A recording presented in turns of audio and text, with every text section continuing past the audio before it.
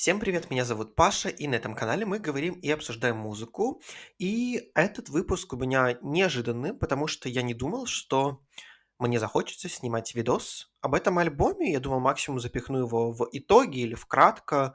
Но суть в том, что Halsey выпустила новый альбом, он называется «If I Can Have Love, I Want Power».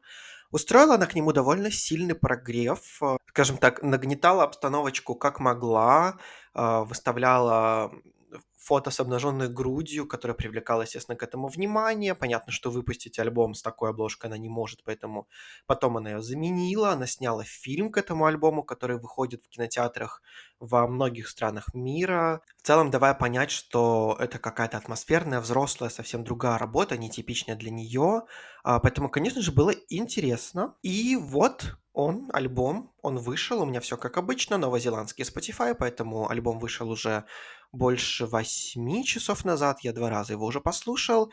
И я не буду тут разбирать каждую песню, как я делаю обычно. Хочу вообще это сделать таким кратеньким обзорчиком, просто в целом обсудить, что и как получилось, потому что альбом интересный. Потому что, знаете, во-первых, такие смешанные ощущения, потому что для меня Холзи не самый сильный артист, несмотря на то, что мне нравились песни из ее дебютного альбома Badlands, я не считаю, что альбом получился сильным, точно так же, как ее второй альбом, как третий, Manic.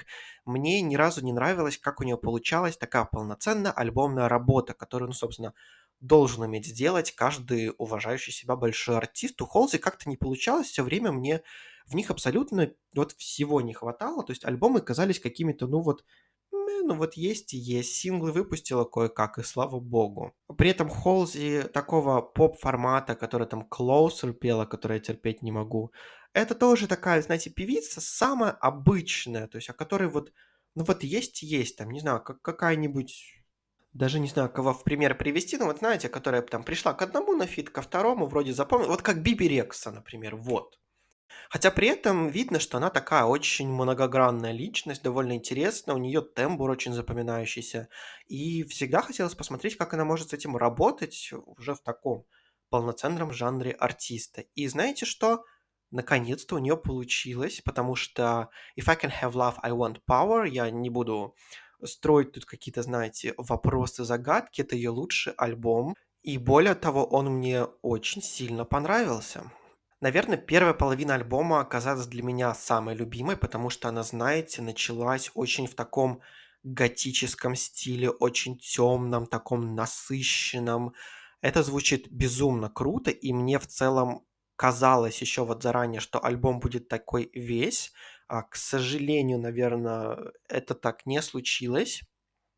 Но вот первая часть, первые композиции вроде The Tradition, Bells in Santa Fe, Earlier Than Lying звучат просто потрясающе, очень кинематографично, очень необычно для Холзи, поэтому на самом деле очень круто. Потом, наверное, серединка альбома для меня чуть-чуть подсела, но не в плане, что там прям плохие композиции, нет, в плане того, что они немножко сменили свой курс, и дальше мы получили Холзи такого образца поп-рок-исполнительницы двухтысячных. То есть такая, знаете, Аврин Лавина современная. И такие песни ей тоже очень подходят, потому что они похожи на трек Nightmare, который Холзи делала на основе трека «Я сошла с ума» Тату.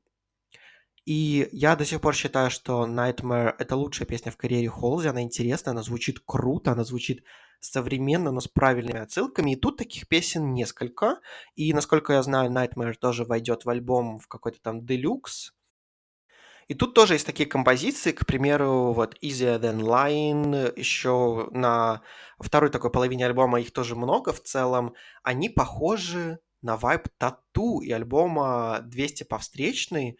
И вот знаете, Холзи весь альбом шла по такой очень-очень тонкой грани того, чтобы не случился перебор или недобор. И почти весь альбом у нее получается выдерживать эту грань, за что ее очень сильно хвалю, потому что это тяжело. То есть она не падала в какие-то абсолютно ненужные крайности, хотя местами случалось, но как-то выдержать такую целостность и марку альбома у нее получилось, чего, как я считаю, раньше у нее не было, потому что альбомы казались чем-то таким, знаете, арт-проект необычно, но на самом деле альбомы были довольно слабенько именно вот составлены, как такая полноценная одна большая работа.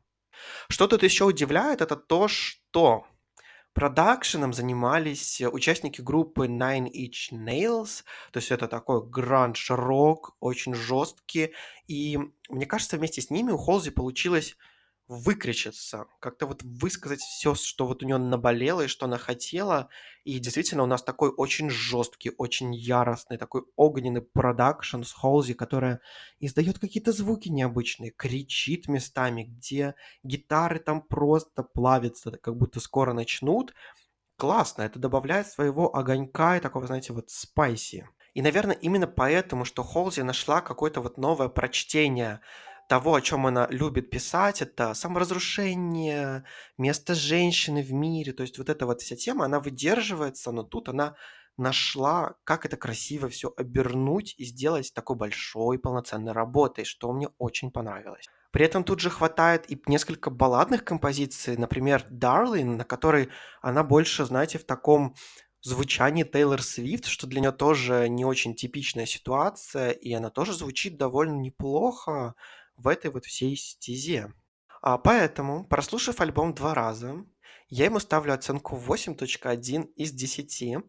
Чтобы вы понимали, ранее у меня ни один альбом Холзи не получал выше 7,0, там все было что-то в районе там 6, вот это вот все.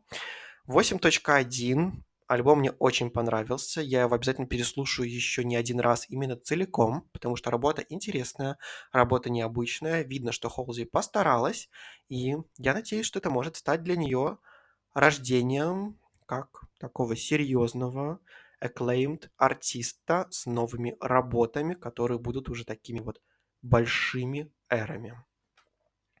Вот примерно какие-то у меня такие мысли по поводу нового альбома Halsey. Если кто-то его уже послушал или будет слушать, обязательно напишите ваше мнение в комментарии. Мне будет безумно интересно почитать. А у меня на сегодня все. Так вот кратко. Извиняюсь. Так вот кратко у нас получилось. Всем спасибо. Всем пока.